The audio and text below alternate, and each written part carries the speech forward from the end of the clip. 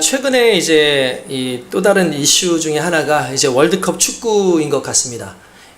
처음에 체코를 우리가 이기면서 야, 이제 월드컵 쉽게 갈 수 있겠다. 32강에 쉽게 갈 수 있겠다라고 생각했는데 생각지 못한 실수가 나오면서 멕시코전에서 1대0으로 졌어요.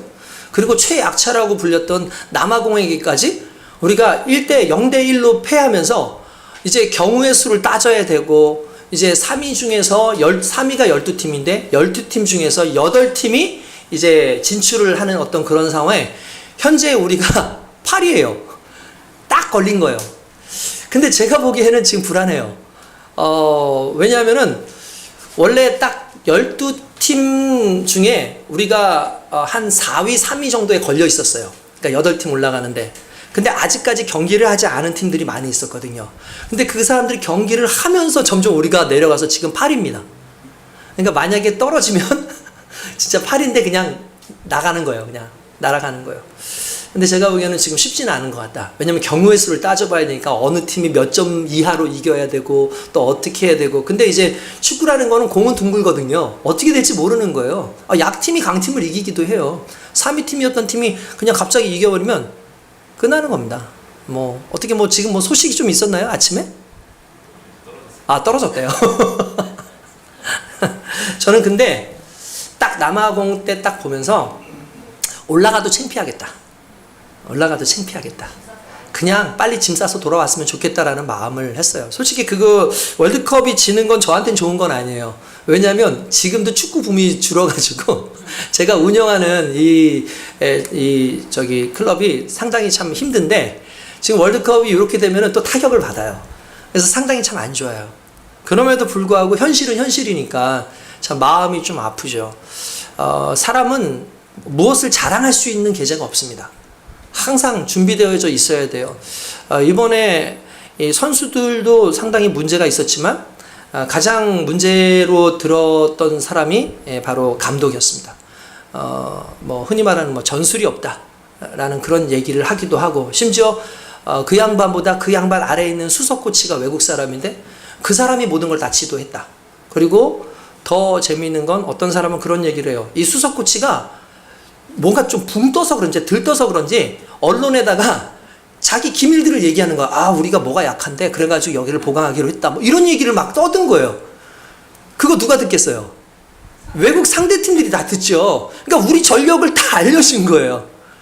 그래서 이런 사람을 어떻게 할 수 있나? 오히려 반대로 우리 오른쪽이 좋기 때문에 어떻게 하겠다. 이런 식으로 페이크를 좀 해가지고 해야 되는데 정 아닌 거예요. 게다가 선수들도 실력이 제가 보니까 확실히 예전 같지는 않은 것 같아요. 우리 정말 기대했던 우리 손흥민 선수도 확실히 그 에이징 커브가 온 것 같아요. 그러니까 나이가 조금 이제 아무래도 있으니까 선수로 뛸 때에 정말 열심히 막 엄청난 스피드로 뛰지 않습니까? 근데 나이가 들어가면 어쩔 수가 없는 것 같아요. 이제 30대 중반 아닙니까? 30대 중후반으로 이제 넘어가는 상황에서 확실히 20대의 그 팔팔한 친구들하고는 다른 걸 느낄 수 있고, 그냥 제가 보니까 주구장창 그 이강인 선수 하나만 믿고 계속 올려줘, 네가 알아서 해줘, 거의 이 정도의 거의 수준으로 했던 것 같아요.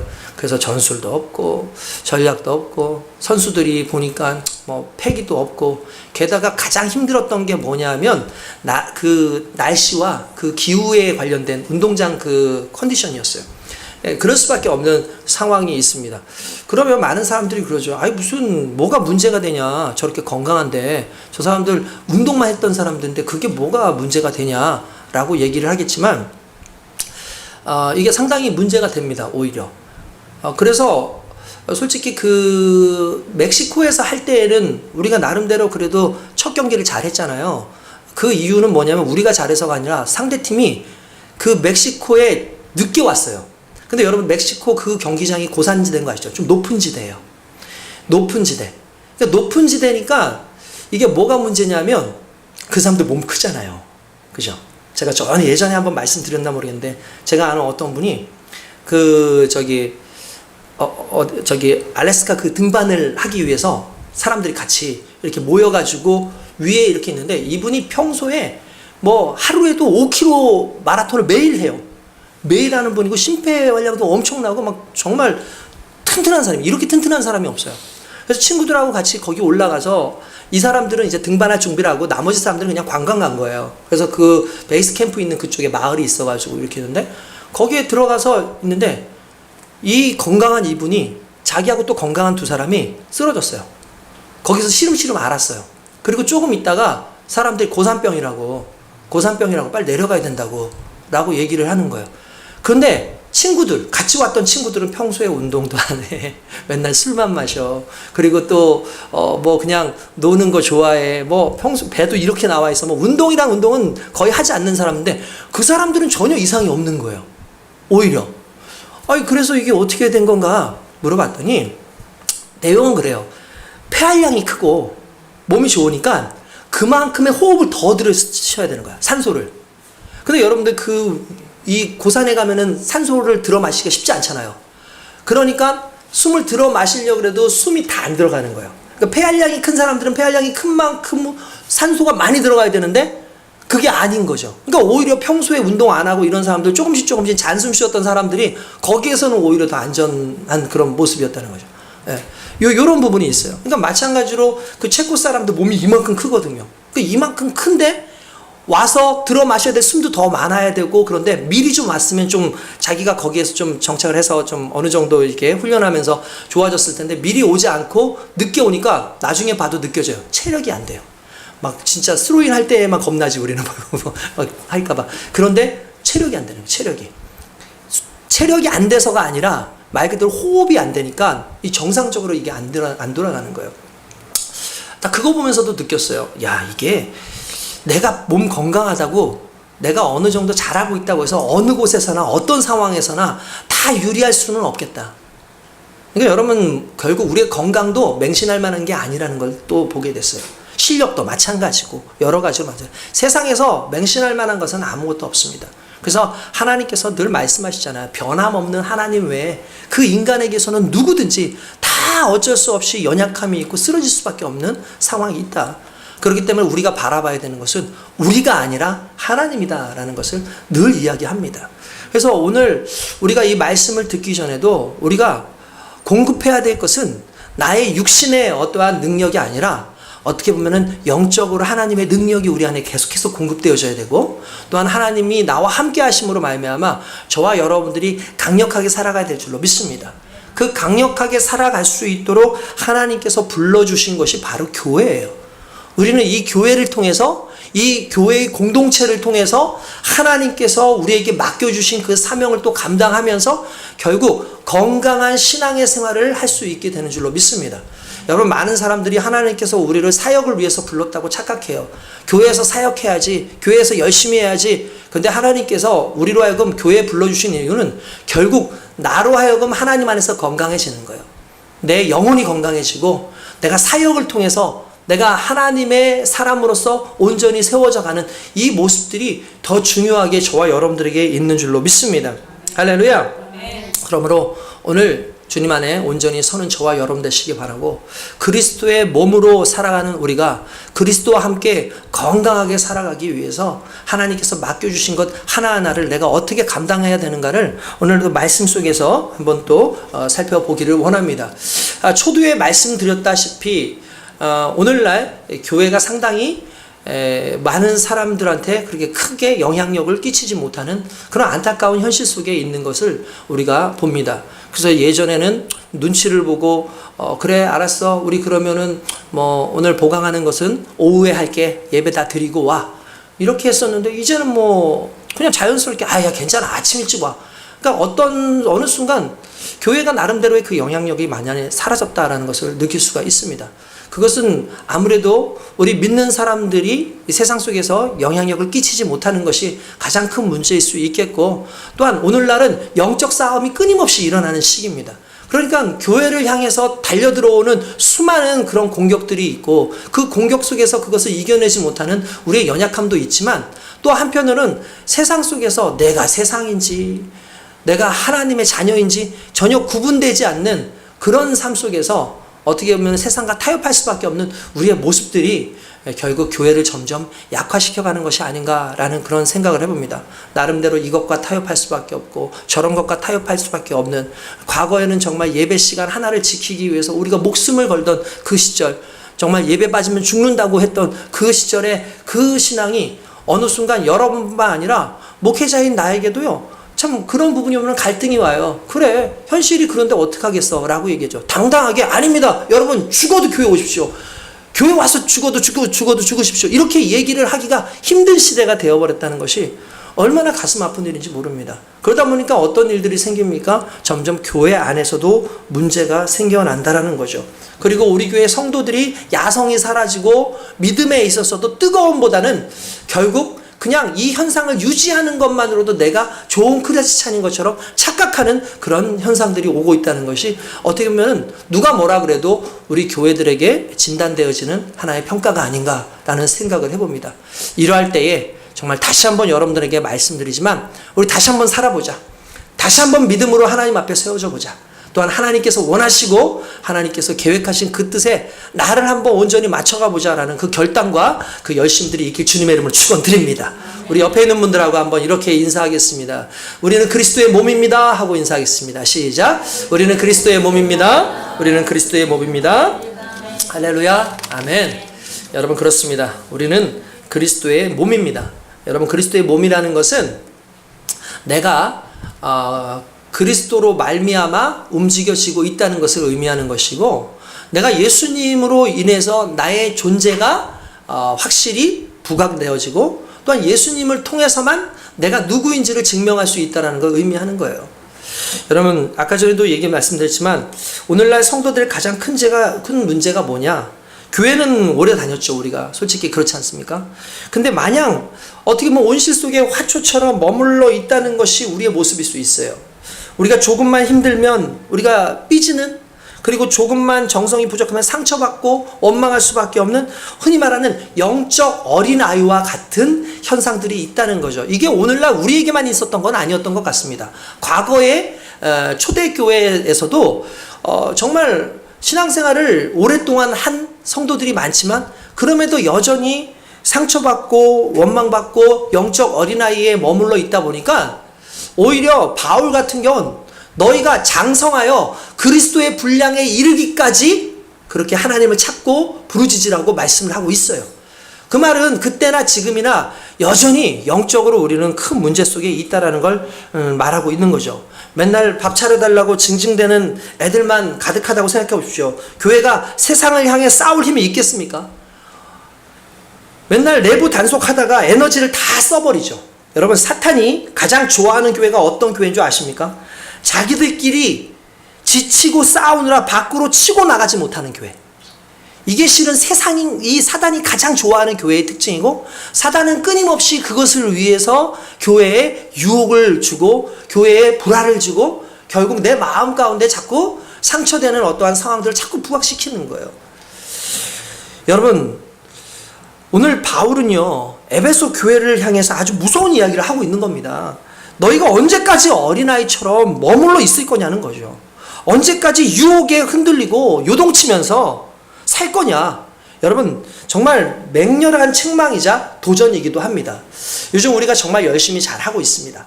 정말 우리 성도님들 아침에 아침 묵상도 최선을 다해서 열심히 따라와 주시고 있고, 또한 예배 시간에도 늦지 않고 오려고 열심히 해주시고, 또 나름대로 피곤하고 그런데도 불구하고 말씀을 듣기 위해서 다들 애쓰고 그 삶 속에서 어떻게든지 좀 표현하려고 여러분들 애쓰는 모습들, 분명히 예전보다는 달라진 우리 성도들의 모습이다라는 생각을 합니다. 그러나 이럴 때 다시 한번 달리는 말에게 정말 채찍을 가하듯이 오늘의 말씀이, 그래 맞아, 다시 한번 우리를 또 뒤돌아보자, 또 뒤로 물러갈 것 같은 이러한 분위기에서 다시 한번 치고 가보자, 나는 이런 마음으로 오늘의 말씀이 저와 여러분들에게 들려질 수 있길 원합니다. 네. 할렐루야. 왜 그렇습니까? 말씀은 살아있기 때문입니다. 그 말씀을 듣고 나아가는 자가 결국 말씀 속에서 교회를 살리고 그 교회 안에서의 하나님의 일꾼으로 서게 되는 줄로 믿습니다. 다시 한번 이렇게 얘기합시다. 당신은 하나님의 교회입니다 하고 인사하겠습니다. 당신은 하나님의 교회입니다. 당신은 하나님의 교회입니다. 승아는 하나님의 교회입니다. 할렐루야. 아멘. 승아야, 많이 졸면 뒤에 서 있어도 돼. 지금 아빠 딱 봐봐. 믿음 안에서 딱 서가지고 딱 이렇게 서 계시잖아. 아빠 손잡고 옆에 서 있어. 그래서 괜찮아. 일어나. 괜찮아. 아빠 보면서. 우리 승아가 저랑 요즘에 약속을 많이 하거든요. 할렐루야. 아멘. 아멘. 자, 오늘 이 말씀을 보면서 우리가 먼저 11절부터 한번 말씀 봅니다. 11절과 12절을 보십시오. 11절과 12절을 보면 우리 성령께서 어떤 사람은 사도로, 어떤 사람은 선지자로, 어떤 사람은 복음 전환자로, 어떤 사람은 목사와 교사로 삼으셨으니 라고 되어 있습니다. 여러분, 여기 있는 분들이 다 직분들이 있죠. 대부분 다 직분들이 있습니다. 어른들은 다 직분들이 있고, 나는 직분이 없는데요 라고 말한다 할지라도 이미 하나님께서 예수 그리스도의 제자로 우리를 부르셨다라는 그 사실 앞에서 여기 있는 모든 사람들이 다 직분자인 줄로 믿습니다. 할렐루야. 여기서 어떤 사람들에게는 사도로, 이런 사도들은 이제 특별한 자리죠. 왜냐하면 예수님을 따라다녔던 사람들, 그리고 예수님이 특별히 불렀던 사람들, 그리고 예수님 안에서 성령의 체험 가운데서 예수님께서 특별히 세운 그런 사람들을 사도라고 불렀어요. 그러니까 어떤 사람들은 사도의 직무를 맡는 거죠. 그런가 하면 어떤 사람들은 선지자로 예언하는 사람들도 있었고요. 어떤 사람들은요, 말 그대로 복음을 증거하는 선교사처럼 그런 삶을 사는 사람들도 있었어요. 그런가 하면 어떤 사람은 목사와 교사로 삼으셨다 했는데, 여기서 목사와 교사는 실은 같은 직급입니다. 오늘날 우리는 교회에서 교사 따로 목사 따로지만 과거에는 목사님이 대부분 교육을 했죠. 그러다 보니까 이제 목사가 교사와 겸임되지만 오늘날에는 이제 대신에 좀 달라졌죠. 목사는 또 목사의 나름대로 또 교사의 직분을 감당할 수 있지만, 집사라 할지라도 그냥 일반 성도라 할지라도 하나님께서 맡겨주시면 정말 그리스도의 복음을 알고 말씀을 알고 있다면 그 말씀을 교회 내에서 직분만 주면 충분히 교사로서의 역할을 감당할 수 있는 그런 일들을 또 하기도 합니다. 그래서 어쨌든 오늘의 본문의 말씀에서 하나님께서 이런 식으로 교회 안에 이런 직분들을 세웠다. 그러면 왜 이 직분을 세웠을까? 왜 이 직분을 세웠을까라고 보면 그렇게 나와요. 이는 성도를 온전하게 하여 봉사의 일을 하게 하며 그리스도의 몸을 세우게 하려 하심이라. 할렐루야. 네. 여러분, 왜 하셨다고요? 우리를 온전케 하신대요.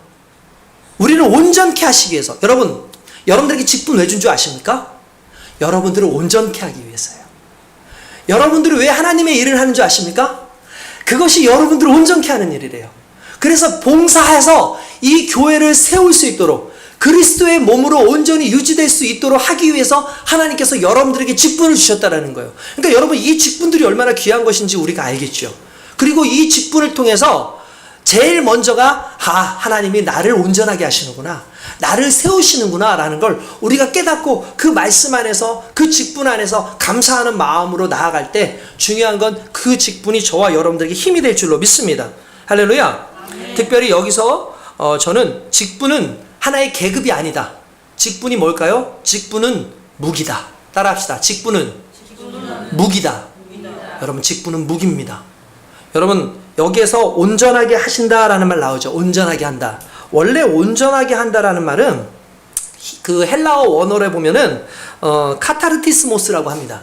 이게 뭐냐면 부러진 것을 고친다. 부러져 있는 뼈를 맞춘다.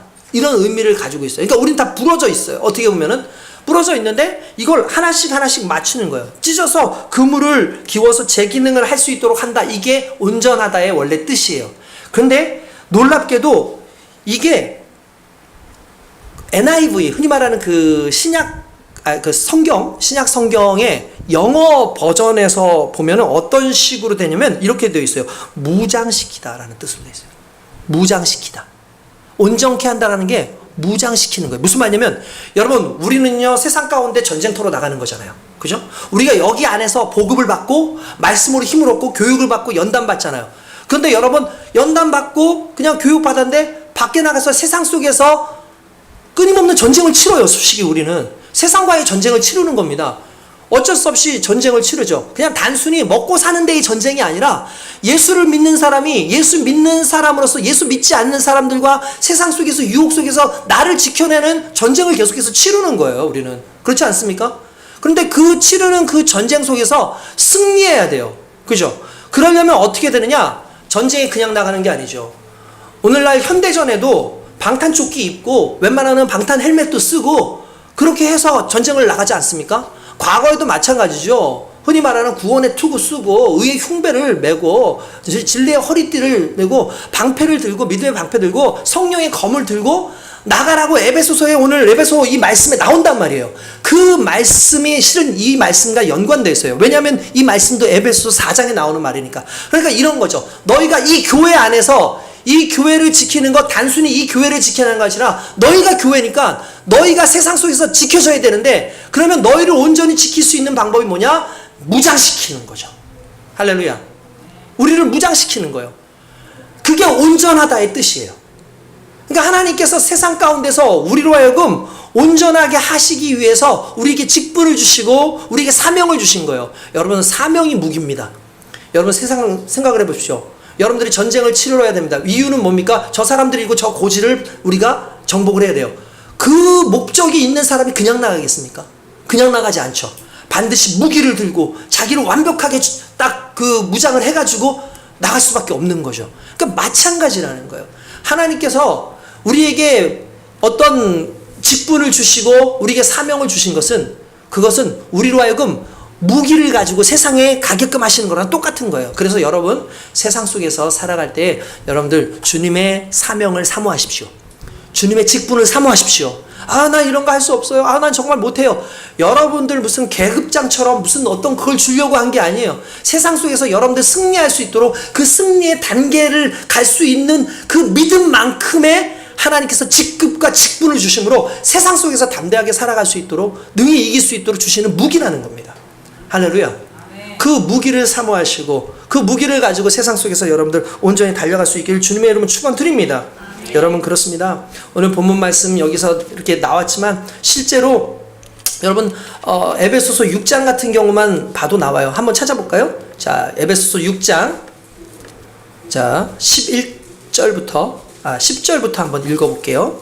10절부터 자 18절까지 이것 우리 정말 천천히 한번 같이 읽읍시다. 시작. 끝으로 너희가 주 안에서와 그의 힘의 능력으로 강건해지고 마귀의 관계를 능히 대접하기 위하여 하나님의 뭐를? 전신갑주를 입으라. 무장하라는 거죠. 우리의 씨름은 혈과 육을 상대하는 것이 아니요 통치자들과 권세들과 이 어둠의 세상 주관자들과 하늘에 있는 악의 영들을 상대함이라. 그러므로 하나님의 전신갑주를 취하라. 이는 악한 날에 너희가 능히 대적하고 모든 일을 행한 후에 서기 위함이라. 이게 온전해지고의 뜻이에요. 이 온전해지고, 그 다음 계속 읽읍시다. 그런즉 서서 진리로 너희 허리띠를 띠고 의의 호심경, 여기 의의 흉배입니다. 호심경을 붙이고 평안의 복음이 준비한 것으로 신을 신고, 전투하죠. 모든 것 위에 믿음의 방패를 가지고 이로써 능히 악한 자의 모든 불화살을 소멸하고 구원의 투구와 성령의 검 곧 하나님의 말씀을 가지라. 모든 기도와 간구로 하되 항상 성령 안에서 기도하고 이를 위하여 깨어 구하기를 항상 있으며 여러 성도를 위하여 구하라. 할렐루야. 아멘. 이게 온전해지는 거의 그 뜻이에요. 바로 우리가 하나님 앞에서 전신갑주를 매는 것. 그래서 내가 사명자로서 자각하고 그 사명을 감당하기 위해서 하나님께서 이 교회로 부르신 이유가 있구나. 내가 하나님께서 나를 믿음의 자녀로 부르신 이유가 있구나. 세상 속에서 나를 지켜주시려고, 오히려 세상 속에서 강하게 하시려고 주시는 거구나라는 그 믿음을 가지고 살아갈 수 있길 주님의 이름으로 축원드립니다. 여러분, 군대에서 신병이 들어오면 총 쏘는 법 가르치죠. 칼 쓰는 거 가르치죠. 현장으로 그리고 내보내지 않습니까? 여러분, 목회자의 역할은요, 성도들을 영적인 군사로 훈련시켜서 세상에서 거친 현장으로 파송하는 겁니다. 그런데 오늘날 교회가 어떻습니까? 수많은 교회들이 목회자들을 무슨 종교 서비스업자 정도로 생각합니다. 목사님, 나 기분 나쁘니까 위로해 주십시오. 내 문제 생겼으니까 해결해 주십시오. 이렇게 목사님은 위로의 보급소로 여기는데, 위로의 보급소가 아니라 여러분들 흔들어 깨워서 일하게 하는 영적 교관이라는 거죠. 오히려 성도가 대접받으려고 하고, 그리고 또 그런 마음을 가지고 그냥 아유, 나는 나약하니까, 나는 힘이 없으니까 교회 와가지고 이랬어야겠다, 그냥 그런 정신을 따면 그 신앙이 어느 순간부터 망가져가기 시작을 합니다. 오히려 시간이 지날수록 강력해져서, 시간이 지날수록 하나님께서 주시는 은혜와 또한 여러분들에게 베푸는 그러한 사랑들을, 아, 이제 나도 하나님 안에서 강력해져서 세상을 능히 이길 수 있는 힘이 생겼다라고 여기는 거죠. 어렸을 때는 애기였을 때는 젖을 먹이죠. 그리고 이 아이가 조금 자라면은 무엇을 먹입니까? 흔히 말하는 유동식, 정말 입에서 먹긴 하는데 이 죽과 같은 거 먹입니다. 그 어린아이들한테 여러분들 소고기도 갈아서 먹이잖아요. 그 어릴 때에는 그걸 줘야 돼요. 그렇게 먹일 수밖에 없어요. 그래야지 자라요. 그러니까 여러분들 그런 거예요. 여러분들이 어느 정도 자랐어요. 자라기 위해서 분명히 어떤 자양분이 필요합니다. 근데 그 다음부터 어느 정도 나이가 들고 그러면 그때부터는 내가 직접 씹어 먹을 수 있는 딱딱한 음식들을 주죠. 그걸 먹어야 더 건강해져요. 그걸 먹어야 내 이빨도 튼튼해지고 내 위장도 튼튼해지고 내 몸이 전체적으로 튼튼해지죠. 마찬가지인 겁니다. 시간이 가면 갈수록 하나님께서 저와 여러분들에게 어떤 직분과 또한 단단한 음식들을 자꾸 주시는데 그거 먹고 힘내서 주님 앞에 달려가라는 거예요. 할렐루야. 여러분들은 관객이 아닙니다. 여러분들은 구경꾼이 아닙니다. 여러분들은 선수고 여러분들은 전쟁터에 있는 하나님 앞에 군사입니다. 여러분들은 일꾼입니다. 우리가 그걸 자각하지 않으면 우린 쓰러질 수밖에 없어요. 정말 팔을 걷어붙이고 사역의 현장으로 뛰어드는 우리의 모습이 있어야 될 줄로 믿습니다. 할렐루야. 또한 13절에서 14절을 보십시오. 거기에 보면은 뭐라고 되어 있습니까? 우리가 어떻게 되어 있어요? 우리가 다 하나님 아들을 믿는 것과 아는 일에 하나가 되어 온전한 사람을 이루어 그리스도의 장성한 분량이 충만한 데까지 이르더니 이는 우리가 이제부터 어린아이가 되지 아니하여 사람의 속임수와 간사한 유혹에 빠져 온갖 교훈의 풍조에 밀려 요동하지 않게 하려 함이라. 귀가 얇은 사람들은요 영적으로 어린아이인 거예요. 귀가 얇은 사람들. 그리고 마음속에서 삐딱삐딱 하면서 툭하면 삐졌다가 또 다시 풀렸다가 삐졌다가 풀렸다가 이게 어린아이의 모습인 거예요. 세상의 풍조에 흔들리는 거, 이게 중요한 게 아니죠. 이게 결국 우리의 신앙이면 안 된다는 거예요. 우리가 다 하나 되어 그리스도의 장성한 분량에 충만한 데까지 자라가야 된다라고 얘기죠. 기준이 어디예요? 예수 그리스도예요. 기준이 예수 그리스도예요. 우리는 뭐 요거보다 조금 못해도 뭐 되지 않겠어? 라고 얘기했는데 그렇지 않아요. 언젠가 여러분한테 말씀드렸죠. 애들이 싸워요. 왜 싸우나 그랬더니 일단 합격을 해야 되는데 60점이 통과 기준인데 자기 그래도 밑에 보니까 한 뭐 30점짜리도 있고 20점짜리도 있고 40점짜리도 있고 막 그래서 막 비웃으면서 그래. 야, 난 그래도 58점이야. 이 자식들 뭐 제대로 못하냐 막 그러면서 그러는데 58점이든 10점이든 중요한 건 60점 못 넣는 게 마찬가지예요. 우리가 그런 식으로 살고 있는 거예요. 난 그래도 저 사람보단 신앙생활 잘하잖아. 난 저 사람보단 그래도 뭐 많이 하고 있잖아. 내가 저 사람보다는 신앙생활 정말 열심히 하고 어떻게 하려고 하잖아. 하나님 앞에는 그게 중요한 게 아니에요. 예수에게까지 자라는, 예수에게까지 자라나는 그 모습이 아니면 솔직히 우리는 항상 부족하고 연약한 존재라는 걸 인정하는 것밖에 안 된다는 거죠. 할렐루야. 그래서 14절에는 이렇게 나옵니다. 왜 자라야 되느냐? 이는 우리가 이제부터 어린아이가 되지 아니하고 사람의 속임수와 간사한 유혹에 빠져 온갖 교훈의 풍조에 밀려 요동하지 않게 하려 함이라. 그렇죠. 신앙이 자라나면 흔들리지 않게 하려는 거예요. 그렇죠? 여러분 맞지 않습니까? 세상의 여론에 흔들리죠. 돈의 유혹에 흔들리죠. 사람이 한마디 서운하게 하면 교회를 나가내게 하는 그런 시험들도 있지 않습니까? 그게 예수 믿는 사람들의 모습일까요? 아니라는 거예요. 세상의 풍조에 이리저리 쓸려 다니는 겨와 같은 존재라는 거죠. 할렐루야. 우리 옆에 있는 사람들한테 다시 한번 이렇게 졸리시는 분들도 있으니까 깨우면서 이렇게 얘기하겠습니다. 자, 우리 그리스도에게까지 자랍시다. 시작. 그리스도에게까지 자랍시다. 시작. 우리 그리스도에게까지 자랍시다. 우리 그리스도에게까지 자랍시다. 할렐루야. 정말 우리 그리스도에게까지 자라는 저와 여러분들 되길 원합니다.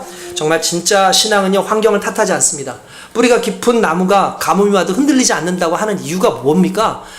분명히 상황은 가뭄이에요. 근데 뿌리가 깊으니까 저쪽에 있는 강가까지 정말 뿌리가 내려지는 그런 나무가 어떻게 말라 죽을 수 있냐는 거죠. 분명히 가뭄인데도 나무는 날 말라 죽지 않아요. 왜냐하면 뿌리가 깊으니까. 마찬가지인 거죠. 바람이 불어도 쓰러지지 않아요. 왜 맨날 흔들리냐? 주님을 제대로 믿지 않는 거예요. 주님을 믿지 않는다는 건 주님을 아는 게 없는 거예요. 오늘 성경에 나와 있는 것. 믿는 것과 아는 일의 하나가 돼요. 왜요? 많이 알수록 뿌리가 깊어지고 정말 믿음이 더 뜨거워질수록 뿌리가 더 깊어지는 거예요. 그럼 흔들리지 않는 거죠. 그래서 여러분들 요즘에 우리 부목사님을 통해서 또 이제 목사님을 통해서 양육받고 아침에 아침 묵상을 듣고 또 이렇게 말씀을 또 듣는 이 모든 것을 내가 지금 뿌리가 깊어져 가는 거구나. 내가 지금 하나님 안에서 내 뿌리가 지금 자라고 있는 거구나 라는 걸 깨닫는다면 이게 얼마나 소중한 것인지를 깨닫게 될 줄로 믿습니다. 오늘 저와 여러분들이 그런 믿음으로, 그런 마음으로 그렇게 살아갈 수 있기를 원합니다. 그래서 나의 감정만, 내 사정만 묵상하지 마십시오. 나를 묵상하면은요, 결국 나로 인해서 쓰러지는데, 그리스도를 묵상하면 흔들리지 않는 그리스도로 말미암아 세상과 타협하지 않는 귀한 은혜가 있게 되는 줄로 믿습니다. 할렐루야. 또한 뭐라고 됐습니까? 마지막에 16절을 보시죠. 바울은 교회를요 사람의 몸으로 비유를 했어요. 그래서 온몸이 각 마디를 통하여 도움을 받음으로 연결되어 결합되어 자라난다 라고 되어 있습니다. 여러분, 신앙생활은요 나 혼자 잘할 수 있다고 착각하면 안 됩니다. 이건 교만한 거죠. 나는 세상이 싫어요, 사람이 싫어요, 그냥 혼자 집에서 유튜브 보면서 예배 드릴래요. 그건 신앙이 아니라 도피입니다. 성경은 분명히 말합니다. 연결되고 결합되어야 잘한다고 분명히 말씀하고 있어요. 마디와 마디가 부딪히는데 왜 아픔이 없겠습니까? 마디와 마디가 부딪히는데 아픔이 있죠. 여러분, 그렇지 않습니까? 성도 간에 만나면 상처받고 성격이 안 맞아 갈등도 생깁니다. 그런데 신기한 것은 그 부딪힘을 통해서 나의 모난 부분이 깎여져 가는 거예요. 그 부딪힘을 통해서 진짜 예수를 닮은 인격으로 자라나는 겁니다. 아픔도 있었어요. 괴로움도 있었어요. 그런데 중요한 건 그것을 통해서 나를 뒤돌아보게 되고 나의 부족한 모습들을 생각하게 되고 깎여나가게 되고 그러면서 매끄러워지게 되고 모든 것을 품게 되는 귀한 역사가 있게 됩니다. 할렐루야. 여러분, 혼자 있으면 편하죠. 그러나 혼자 있으면 절대 잘하지 못하고 썩어버립니다.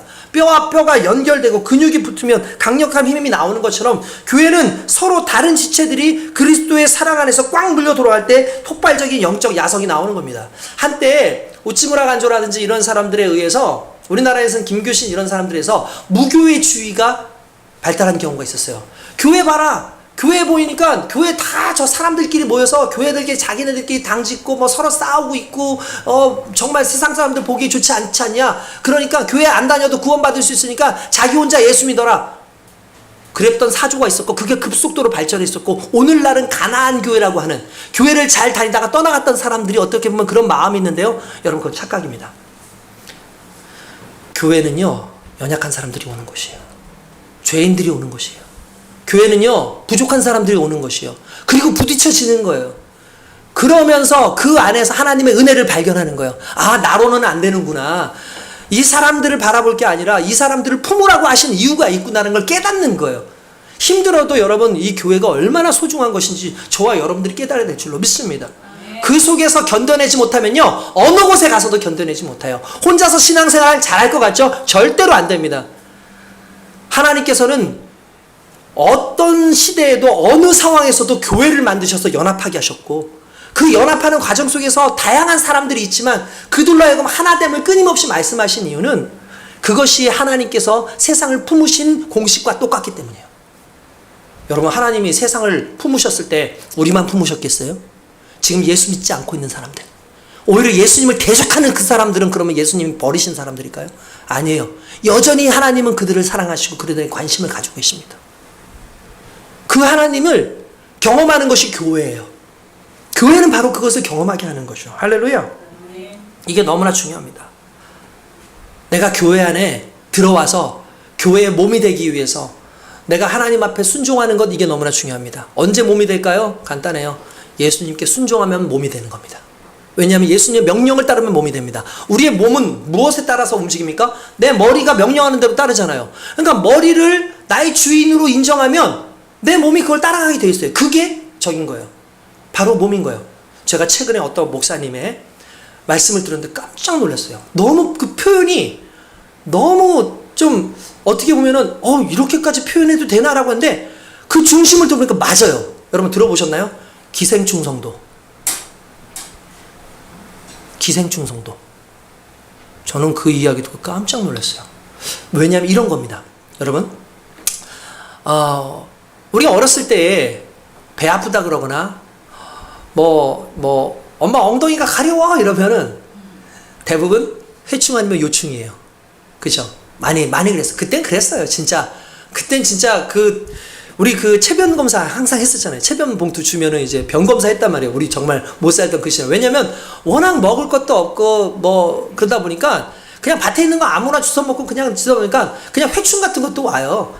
개들도 회충 많은데 막 그냥 그렇잖아요. 그러면 체변 봉투 해오라는 거예요. 어떤 친구들은 체변 검사 해야 되는데 체변을 가져가야 되는데 나와야 나오지.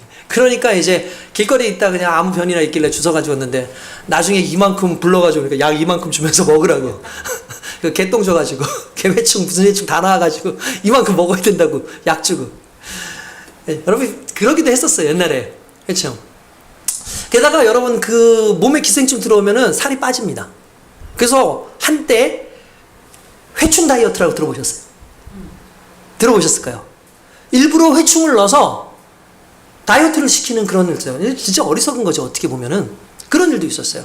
근데 여러분 이 회충이나 이런 요충 그래도 그나마 뭐 우리한테는 요즘에는 이제 방역이 잘 되고 이제 방제가 잘 되고 또 약을 먹어가지고 또 이렇게 많이 하지만 동물이나 또는 곤충 같은 경우는 아주 심각한 거 아시죠? 여러분 그 사마귀가 이제 몸에 우리가 아는 연가시 이런 게 들어오면 이상한 짓을 해요. 자기를 막 해하기도 하고 뭐 안 하던 짓들을 막 하기 시작하고 곤충들도 마찬가지입니다. 심지어 자기 머리를 막 뜯어내는 그런 곤충들도 있어요. 게다가 평소에 하지 않던 짓들을 막 합니다. 그러면 이제 학자들이 그래요. 저거 지금 기생충에 감염되어 있다. 기생충에 감염되어 있다. 기생충에. 그러니까 기생충에 감염되어 있으니까 어떻게 되냐면 기생충이 어느 순간 뇌 속에 딱 들어가서 얘를 움직여요. 그러면 이 기생충도 생존을 해야 되고 번식을 해야 되니까 번식을 위해서 얘를 숙주로 삼으면서 온갖 짓을 다 하는 거예요. 그리고 이걸 다 빨아먹고 얘가 죽을 때쯤 되면 이 곤충으로 하여금 다른 곳으로 옮겨갈 수 있는 행동들을 하게 해요. 그러면은 그 곤충이 그런 행동들을 할 때 또 그리로 옮겨가는 거예요. 근데 여러분 봅시다. 몸 안에 들어와 있어요. 기생충이 몸 안에 들어와 있어요. 근데 기생충이 내 몸이에요, 아니에요? 기생충이 내 몸이에요, 아니에요? 내 몸의 자양분을 먹잖아요. 내 몸에 있는 모든 영양분을 먹잖아요. 근데 기생충이 내 몸이에요, 아니에요? 아니죠. 기생충은 다른 거예요.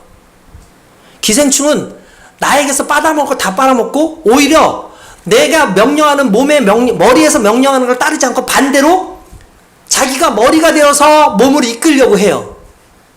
근데 오늘날 수많은 성도들 중에 기생충 성도가 있다는 거예요.